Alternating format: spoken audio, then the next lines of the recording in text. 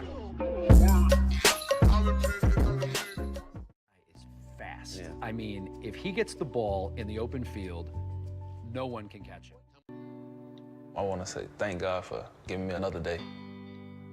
Every morning, before he starts his day, Denver Broncos wide receiver Demaryius Thomas types out a reminder to himself. It's to make me stay humble. I feel like if I don't keep doing it, I might forget where I come from. January 8th, 2012. The AFC wildcard playoff game against the Pittsburgh Steelers. Denver's football, first snap of overtime here, tied at 23. A moment he will never forget. Shotgun for Tim Tebow. Sets, throws, pass, caught. Demaryius Thomas out over the 45 midfield. Here we go, 40, 35, foot race, 20, 15, 10, touchdown! Denver is over! This was Demaryius Thomas's breakout moment. The moment when he became a star. But on this night, it was hard for him to be grateful. For where he was, for how far he'd come, because there was something missing. Or rather, someone. Someone who was taken from him way too soon. She never saw me play anything. My mom was gone when I was in 6th grade. Known to his family as Bebe, developed an especially tight bond with his mother.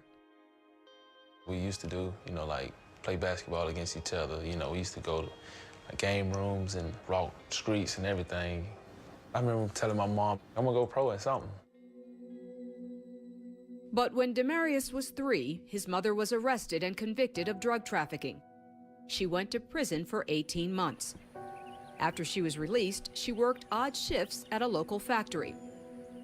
Demaryius would often stay at his grandmother's house, a place that was anything but ordinary. What was going on in the house? That was selling crack cocaine. Sometimes I saw some people coming to the house and buying it. I actually saw some of the materials they used to use the crack cocaine. Saw them make it before.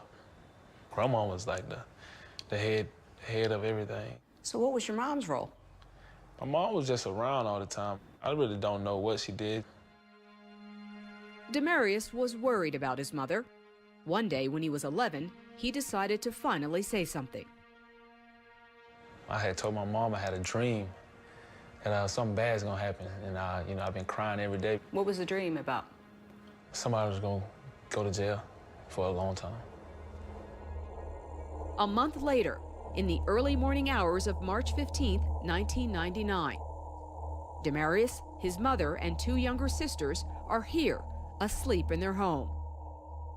I'm getting up out of bed, and I just heard this loud noise, just boom. Somebody kicking down the door, and I peek outside. I see a lot of police with guns in their hands, and I'm just scared at the moment. I didn't know what to do, and I'm walking out to see what's going on and see my mom on the bed, handcuffs behind their back. As the police search the home, a school bus pulls up. Demaryius' mother asks police if she can get her children ready for school. They let her walk up to the bus, and me and my sister got on the bus, and she was like, everything's gonna be okay. I love y'all. I'll see y'all soon. Y'all take care of each other. And that was it.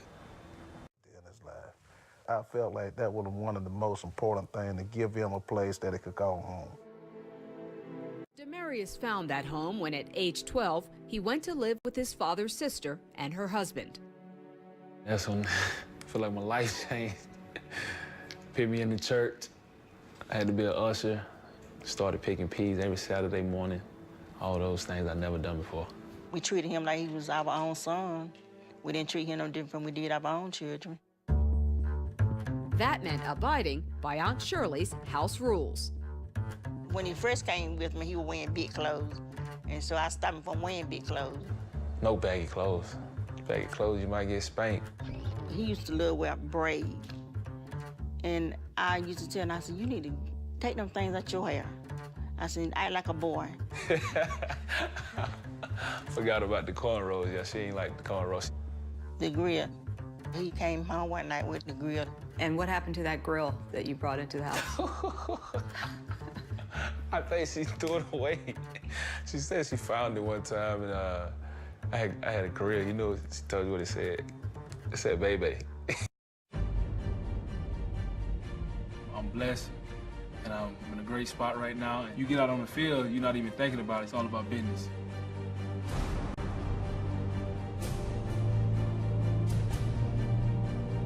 First down to the end zone, and it is caught by Demaryius Thomas.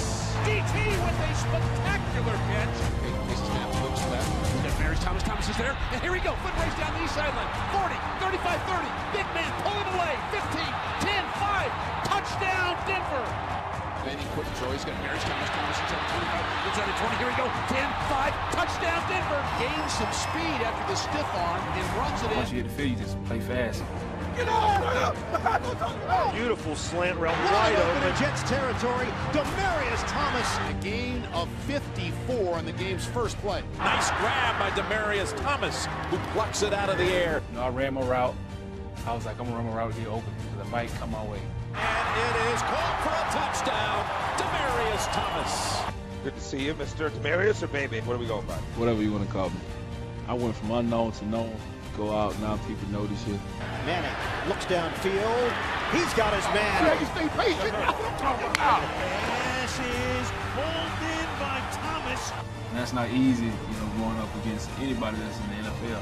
You just go out here, you beat your corner, and if he give you the chance, you make the play. I guarantee all these receivers are thinking about it a little bit right now, too. They all want to be the guy that catches the record breaker.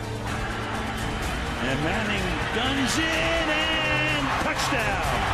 Demaryius Thomas. For Demaryius Thomas, all that work, all that time pays off with the record breaker. It's amazing. It's amazing. New Denver franchise record for Demaryius Thomas, 1,619 receiving yards. Broncos fans, you have just witnessed history.